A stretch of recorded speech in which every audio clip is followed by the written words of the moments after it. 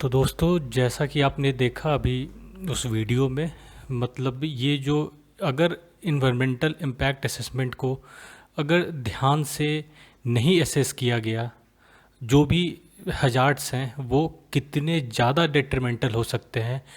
अगर हम proper assessment नहीं करते हैं, जो भी फैक्ट्रीज़ लगाते हैं, जो भी प्रोजेक्ट्स लगाते हैं, तो वो कितना ज़्यादा नुकसानदायक हो सकता है दोस्तों, वो आपने अभी देखा। और इसमें या इस वीडियो में आपको एलजी पॉलीमर्स वाइजैक वाला इंसिडेंट था उसका है, फिर असम में जो आपको ऑयल स्पिल हुए थे जिसकी वजह से ये जो सारे जानवर आपको मरे हुए दिख रहे थे, ये असम ऑयल स्पिल का है। फिर नेवेली में जो ब्लास्ट हुआ था उसका है। वो सारे भी आपको इसमें वीडियो में देखें। तो चलिए अब हम अपना डिस्कशन शुरू करते हैं। पहले हम जानते हैं दोस्तों, what is EIA. It is a process to evaluate the likely environmental impact of a proposed project। मतलब जो प्रोजेक्ट है, प्रोपोज्ड है अभी, मतलब वो बनने वाला है, उसका इन्वायरमेंटल इम्पैक्ट क्या होगा, कितना होगा, उसके बारे में जानते हैं हम लोग ईआईए के अंदर। A process where by people's view are taken into consideration for granting final approval to any developmental project और एक्टिविटी। यहाँ पे लोगों का व्यू पॉइंट जाना जाता है, उनसे पूछा जाता है कि इससे आप कितने प्रभावित होंगे। अगर ये पर्टिकुलर प्रोजेक्ट यहाँ पे लगता है तो इससे आपके लाइफ में क्या क्या बदलाव होंगे, आप कितना ज़्यादा इससे इम्पैक्टेड होंगे, ये इसमें ईआईए के तहत हम लोग करते हैं। A decision making tool to decide whether the project should be approved और नॉट। ये कम्प्लीटली दोस्तों एक डिसीजन मेकिंग टूल है कि वो जो प्रोपोज प्रोजेक्ट है उसे बनना चाहिए या नहीं बनना चाहिए, अप्रूव होना चाहिए या नहीं होना चाहिए। अब हम चलते हैं हिस्ट्री ऑफ ईआईए। तो इसमें हम देख सकते हैं EI is a mandatory regulatory procedure originated in the early 1970s with the implementation of the national environmental policy act 1969 in the USA. यहाँ पर सबसे पहले ये जो आपको इन्वायरमेंटल इम्पैक्ट असेसमेंट की ये शुरुआत हुई, ये आपको सबसे पहले यूएसए में 1970s के आसपास, 1969 में जब नेशनल इन्वायरमेंटल पॉलिसी एक्ट आया, उसके बाद से ये मेनली ईआईए जो है वो मेन फ्रेम में आया। इंडिया में इसकी शुरुआत आपको नियर अबाउट 76-77 से देखी जाती है, जहाँ पर प्लानिंग कमीशन ने पहली बार डिपार्टमेंट ऑफ साइंस और टेक्नोलॉजी को बोला था, जो रिवर वैली प्रोजेक्ट है हमारा, देखिए कि उसका इन्वायरमेंटल एंगल से, मतलब उसका इन्वायरमेंट पे क्या असर पड़ेगा। जो रिवर वैली प्रोजेक्ट हम बना रहे हैं उसका इन्वायरमेंट पे क्या असर पड़ेगा। तो उसी के बाद आपको on 27 Jain 1994 the union ministry of environment and forest under the environmental protection act 1986 promulgated an EIA notification making environmental clearances mandatory for expansion और modernization of an activity। तो 27 जैन 1994 को finally union ministry of environment और forest ने, जो कि अब आपको union ministry of environment forest and climate change हो चुका है, वो मिनिस्ट्री 1994 में under environmental protection act 1986 EIA को पहली बार फॉर्म में लाई और ईआईए नोटिफिकेशन पहली बार आपको सामने आया। Since then there have been 12 amendments made in the EIA of 1994, और तब से आज तक में लगभग 12 अमेंडमेंट्स आ चुके हैं। लास्ट जो था आपको वो ड्राफ्ट 2006 का था, मतलब ड्राफ्ट एनवायरमेंटल इम्पैक्ट असेसमेंट 2006, और उसी का ये आगे है आपको। अब हम देखते हैं what is draft EIA notification 2020। ये एग्जैक्टली है क्या दोस्तों। It is the order issued by ministry of environment forest and climate change under the power vested in the central government under the Environment Protection Act 1986। हाँ, central government को environment protection act 1986 से ये power मिलता है कि वो ये draft notification ला सकती है to make the process of environmental clearances more transparent and expedient. कि वो जो एनवायरमेंटल क्लियरेंसेज के जो सारे प्रोसीड्योर हैं उसको ज़्यादा ट्रांसपेरेंट बनाए, एक्सपीडियंट बनाए, मतलब क्विक हो, थोड़ा ज़्यादा पेंडिंग वो केसेस ना रहें। By the implementation of an online system, further delegation, rationalisation and standardisation of the process. इस पर फिर हम आगे देखेंगे कि क्या क्या प्रोसेस इसमें रखते हैं। अब हम देखते हैं दोस्तों प्रोविज़न क्या है इस जो एक्ट है एक्ट कह लीजिए या नोटिफिकेशन कह लीजिए, एक्ट हम नहीं कहेंगे इसको, एक्ट फ़िलहाल अभी ये नहीं बना है तो हम इसे एक्ट नहीं कहेंगे, नोटिफिकेशन हम कहेंगे। तो इसमें सबसे पहले आपको जो पॉइंट वो है पोस्ट फैक्टो अप्रूवल। मतलब इसमें यह है कि clearances for projects can be awarded even if that have started construction और have been running phase without securing environmental clearances. मतलब वैसे प्रोजेक्ट को क्लियरेंसेज मिल जाएगा जो ऑलरेडी रन कर रही हैं, मतलब उन्होंने पहले एनवायरमेंटल क्लियरेंसेज नहीं लिया है बट अभी वो फ़िलहाल वो ऑलरेडी इन प्रोसेस है, मतलब वो रन कर रही हैं, तो वैसे प्रोजेक्ट्स को क्लियरेंसेस मिल जाएगा। तो वही ये पोस्ट फैक्टो अप्रूवल, मतलब पहले आपने काम शुरू कर दिया, उसके और बिना इन्वायरमेंटल क्लियरेंसेस को लिए हुए पहले आपने काम शुरू कर दिया और बाद में जाकर के आप क्लियरेंसेस ले सकते, वही है पोस्ट फैक्टो अप्रूवल। अब reduction in time period from 30 days to 20 days for the public to submit their responses during a public hearing. और जैसा कि हमने शुरुआत में देखा था EIA में डेफिनेशन कि यहाँ लोगों से पूछा जाता है कि ये कितना आपके ऊपर इम्पैक्ट इसका पड़ेगा। तो जो पहले 30 डेज़ का टाइम पीरियड था दोस्तों लोगों से पूछने का पब्लिक हियरिंग में, मतलब उनके क्या रिस्पॉन्सेज है, इससे आप कितना ज़्यादा इम्पैक्ट, वो अब 20 डेज़ कर दिया गया है। दोस्तों ये भी कहीं ना कहीं कम कर दिया गया है, क्योंकि अब इसमें होगा ये कि देखिए बहुत सारे जो अगर सपोज़ प्रोजेक्ट बनने हैं तो सबों को इन्फॉर्मेशन एक बार में जा नहीं पाता है, क्योंकि वहाँ पर मेनली ये सब जो बनते हैं आपको ट्राइबल एरियाज़ हैं, जहाँ पर ट्राइबल एरियाज़ है वहाँ के बारे में बता रहा हूँ, जहाँ ट्राइबल एरियाज़ हैं या तो फिर विलेज एरिया है, वहाँ कम्युनिकेशन नेटवर्क इतना स्ट्रांग नहीं रहता दोस्तों कि लोगों तक बात तुरंत पहुँचे। तो वो बात उन तक पहुँचते पहुँचते ही 10 दिन 15 दिन लग जाते हैं, फिर उनके पास टाइम नहीं बचता है। तो इस वजह से एक तो ये है इसमें। फिर अगला पॉइंट है it requires the promoter to submit a report only once every year. पहले हर 6 महीने पे एक बार सबमिट करना होता था, मतलब साल में 2 बार सबमिट करना होता था एक assessment report.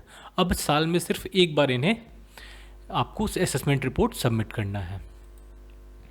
The central government gets the power to categorise the project as strategic. हाँ, अब सेंट्रल गवर्नमेंट के पास पावर आ चुका है कि वो प्रोजेक्ट को स्ट्रैटेजिक डिसाइड करे, क्योंकि एक बार स्ट्रैटेजिक डिसाइड कर लिया गया तो फिर उस पर क्लियरेंसेज वगैरह उतने क्लियरेंसेस के जो मेजर्स है वो उतने हार्श नहीं होंगे, वो बहुत ईजिली मिल जाएंगे या तो ज़रूरत भी नहीं पड़ेगा, क्योंकि ये स्ट्रैटेजिक पॉइंट ऑफ व्यू से है तो वो उसे क्लियरेंसेज लेने की भी ज़रूरत नहीं पड़ेगी दोस्तों। Definition of landscapes like flood plains, grass land, desert etcetera have not been identified as eco sensitive areas by ministry. तो यहाँ पर जो आपको डेफिनेशन ऑफ लैंडस्केप्स है like flood plains, grass lands, desert, इन तरीके के जो भी हैं उनको have not been identified as eco sensitive, इनको इको सेंसिटिव नहीं माना गया है। मतलब कि अगर इन सब का हैम्पर होता है, इन सब को अगर सपोज़ कोई हम प्रोजेक्ट ला रहे हैं और उससे इन सब को अगर कोई हैम्पर होता है तो वो अंडर कंसिडरेशन नहीं होगा, क्योंकि इनको इको सेंसिटिव नहीं माना गया, ग्रासलैंड, डेजर्ट, फ्लड प्लेन्स। जबकि अगर हम देखें दोस्तों तो इको सेंसिटिव तो है ये, तो इन्हें इको सेंसिटिव नहीं माना गया। फिर है large projects that require accessory constructions, मतलब उसमें जो सपोज़ कोई प्रोजेक्ट बनना है तो उसके लिए पाइपलाइंस बनने हैं, रोड बनने हैं, रेलवे लाइन बनने हैं। तो often to transport material to and from the main project, मतलब मेन प्रोजेक्ट से मार्केट जाना है या तो एक जगह से दूसरी जगह जाना है, तो उसके लिए आपको इंफ्रास्ट्रक्चर डेवलपमेंट जो होता है they don't require environmental clearances any more. हाँ दोस्तों, अब उन्हें इन्वायरमेंटल क्लियरेंसेज की ज़रूरत नहीं है। Construction of medium-sized dams to divert water to projects like power plants will no longer require as many environmental clearances। जो आपको medium-sized dams बनते हैं, आपको बहुत मतलब बड़े बड़े डैम्स के बारे में नहीं बताया जा रहा है, या मीडियम साइज्ड, जो मीडियम साइज्ड डैम्स बनते हैं मेनली आपको वाटर को डाइवर्ट करने के लिए पावर प्लांट्स में, projects like power plants will no longer require as many environmental clearances. और अब ये पावर प्लांट्स वगैरह बनाने के लिए जो मीडियम साइज डैम बनाए जाते हैं, हाइड्रो पावर प्लांट्स जो बनते हैं, तो वहाँ पर आपको जो मीडियम साइज डैम्स बनेंगे अब उन्हें अब चाहिए होगा, इन्वायरमेंटल क्लियरेंसेज चाहिए होगा, बट पहले ज़्यादा रिक्वायरमेंट था, अब वो नॉर्म्स कम कर दिए गए हैं दोस्तों। अब हम देख रहे हैं मेनली इसका क्रिटिक्स कहाँ पर हो रहा है। It proposes to bolster the government's discretionary power while limiting public engagement in safeguarding the environment। हाँ दोस्तों, यहाँ पर ये जो कम्प्लीटली ये सारा जो एक हम पॉइंट देखा था हमने कि ये स्ट्रेटेजिक हो चुका है। मतलब ये डिसाइड कौन करेगा, ये गवर्नमेंट डिसाइड करेगी कि ये पर्टिकुलर प्रोजेक्ट स्ट्रेटेजिक है या नहीं है। तो इससे होगा क्या, ये जो सारे नॉर्म्स हम अभी देख रहे हैं, इससे होगा ये कि ये जो पूरा मतलब डिसीजन मेकिंग है, ये सारा कुछ गवर्नमेंट के पास आ गया। तो अब ये completely on the mercy of government हो गया दोस्तों। गवर्नमेंट्स के डिस्क्रिशनरी पावर पे, उनके मन पे हो जाएगा अब ये। और इसमें पब्लिक इंगेजमेंट जो है वो अब पहले से कम हो जाएगा। As the draft says, no information on strategic project shall be placed in the public domain. और अगर वो स्ट्रेटेजिक प्रोजेक्ट एक बार डिक्लेयर हो गया तो फिर उससे रिलेटेड किसी भी तरीके की बातों को पब्लिक डोमेन में नहीं लाया जाएगा, एक बार अगर वो स्ट्रेटेजिक डिसाइड हो गया। It opens a window for summary clearances for any project deemed strategic without having to explain why. हाँ दोस्तों, यहाँ पर बोला जा रहा है as the draft says, no information on strategic project shall be placed in the public domain. It opens a window for summary clearances for any project deemed strategic without having to explain why. अब इससे होगा ये कि हम किसी भी project को strategic घोषित कर देंगे और फिर उस पर पब्लिक डोमेन में उस पर बात करनी ही नहीं है, तो फिर क्वेश्चन ही कहाँ उठेगा। हमने एक बार कर दिया तो कर दिया, फिर पब्लिक डोमेन में बात ही नहीं उठनी है। As per the draft, border area is defined as area falling within 100 kilometres. हाँ दोस्तों, 100 kilometres aerial distance from the line of actual control with bordering countries of India. Bordering countries of India मतलब कोई भी countries हो गया। तो bordering countries में आपको बांग्लादेश आ गया, इधर म्यांमार आ गया, चाइना आ गया आपको, तो इन सब से लगे हुए जो भी हैं। तो it would cover much of the north east. तो दोस्तों अगर हम देखें तो पूरा जो हमारा नॉर्थ ईस्ट का एरिया है, उधर नदर्न साइड में पूरा आपको चाइना बॉर्डर है, आपको ईस्टर्न साइड में म्यांमार बॉर्डर है, आपको सदर्न साइड में बांग्लादेश बॉर्डर है। तो वो कहीं ना कहीं अगर हम हर तरफ से 100 किलोमीटर एरिया अगर ये करें तो most of the north eastern regions जो हैं वो चले जाएंगे आपको बॉर्डर एरिया में। और वहीं पर खासकर दोस्तों जो बायोडाइवर्सिटी में बहुत रिच, वो आपको फॉरेस्ट वगैरह वहाँ बहुत है। आप अरुणाचल प्रदेश का देख लीजिए, वहाँ पे फॉरेस्ट वगैरह कितने ज़्यादा हैं। फिर जो भी नॉर्थ ईस्ट के आपको ये स्टेट्स हैं वहाँ पर देख लीजिए, रिच बायोडाइवर्सिटी में बहुत रिच है। वहाँ आपको वाइल्ड लाइफ सेंचुरीज़ बहुत मिलेंगे, नेशनल पार्क बहुत मिलेंगे। तो उन सब के लिए अब ये कहीं ना कहीं एक प्रॉब्लम का बात है, क्योंकि अब होगा क्या कि वो एक बार बॉर्डर एरिया डिसाइड हो गया तो उसमें अब कोई भी प्रोजेक्ट हम बनाएंगे, क्लियरेंसेस की ज़रूरत है नहीं हमें। और वहाँ पे जो भी national park, wild life sanctuaries जो हैम्पर हो रहा है वो हो रहा है। तो फिर कहीं ना कहीं ये बायोडाइवर्सिटी को बहुत बुरी तरीके से अफेक्ट कर सकता है। Projects operating in the violation of the environmental act will now be able to apply for clearances. हाँ, एक सबसे बड़ा इसमें पॉइंट ऑफ कंटेंशन ये है दोस्तों कि जिसने एनवायरमेंटल एक्ट को वायोलेट किया, पहले हो गया कि चलो उस प्रोजेक्ट पे अब हम ताला लगा दी, अब वो एनवायरमेंटल एक्ट को कहीं ना कहीं वायोलेट कर रहा है, अब उसको काम हम नहीं करने देंगे। बट अब होगा क्या, वो क्लियरेंसेस के लिए अप्लाई कर सकता है और क्लियरेंसेस मिल गए फिर से वो काम शुरू कर देगा। और आप देख सकते हैं दोस्तों, neglect of environmental norms can lead to disasters implications.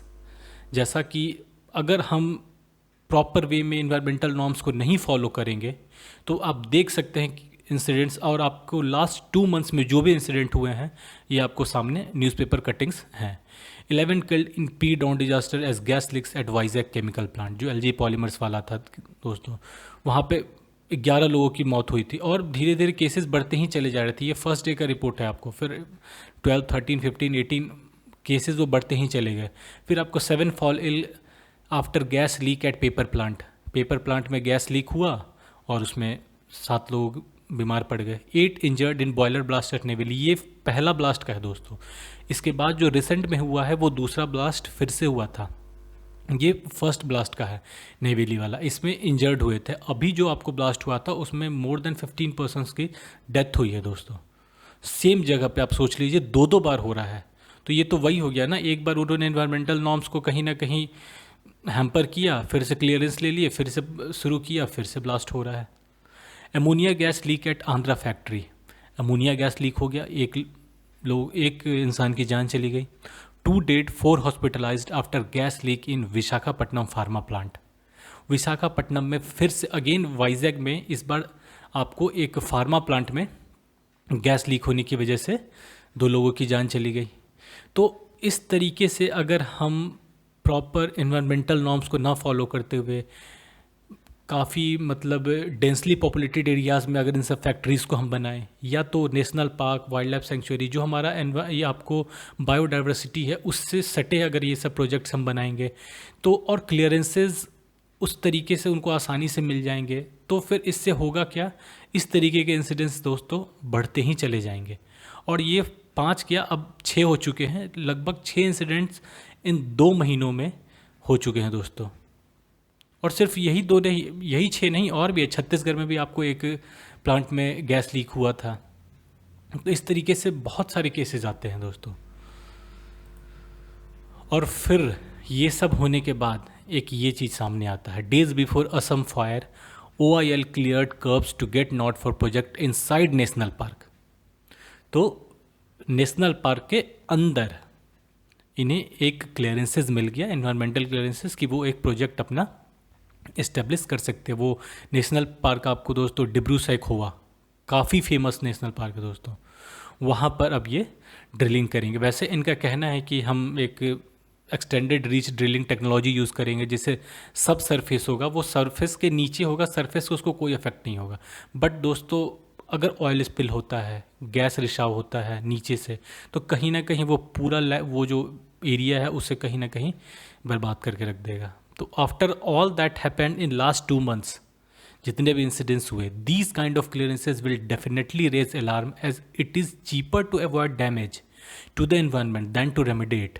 हाँ दोस्तों, ये अगर हम पहले ही उसे रोक दें तो वो ज़्यादा बेटर होगा, बजाते अगर हो गया तो फिर वो हमारे कंट्रोल के बाहर हो जाएगा। अगर एक बार गैस लीक होना शुरू हो गया दोस्तों, तो फिर वो गैस जहाँ जैसे लीक हुआ हम कैसे रोकेंगे। अब ये तो इंडिया का हो गया, आपको भोपाल गैस ट्रेजेडी याद होगा। तो ये सब छोटे छोटे इंसिडेंट्स, यही धीरे धीरे आपको कहीं ना कहीं, अगर कुछ वैसा बड़ा हुआ तो वो आपको भोपाल गैस ट्रेजेडी में चेंज हो सकता है। चेरनोबिल का आप देख लीजिए, रशिया। तो इस तरीके के इंसिडेंट्स कहीं ना कहीं न हो, इसके लिए इन्वायरमेंटल इम्पैक्ट असेसमेंट होना बहुत ज़रूरी है दोस्तों। तो दोनों तरीके की बातें हैं इसमें। अब जैसे हम आत्मनिर्भरता की ओर बढ़ रहे हैं, तो इसमें हमें प्रोजेक्ट्स वगैरह यहाँ लगाने हैं, आपको फिर डेवलपमेंट हमारे यहाँ खुद के एरिया में करना है। तो इसके लिए हमें थोड़ा सा ईज़ ऑफ डूइंग बिजनेस के लिए ये सब चीज़ें करनी होगी, क्लियरेंसेस वगैरह थोड़ा स्पीडी प्रोसेस करना होगा। बट उसका ये मतलब नहीं है कि सारी चीज़ों को हम अब नज़रअंदाज करते हुए एनवायरमेंटल क्लियरेंसेस लिए बिना, या तो फिर ले फिर उसका वायोलेशन करें फिर से ले लें, वैसे दोस्तों काम नहीं चलेगा। So thanks for watching my video friends.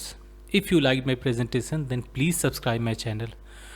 और एक बात और दोस्तों, अगर ये वीडियो आपको पसंद आया हो तो आप अपने इम्पॉर्टेंट कमेंट्स, प्रीसियस कमेंट्स मेरे आप कमेंट बॉक्स में दे सकते हैं कि मैं ये वीडियो आपको कैसा लगा और फर्दर इम्प्रूवमेंट के लिए मुझे क्या करना चाहिए।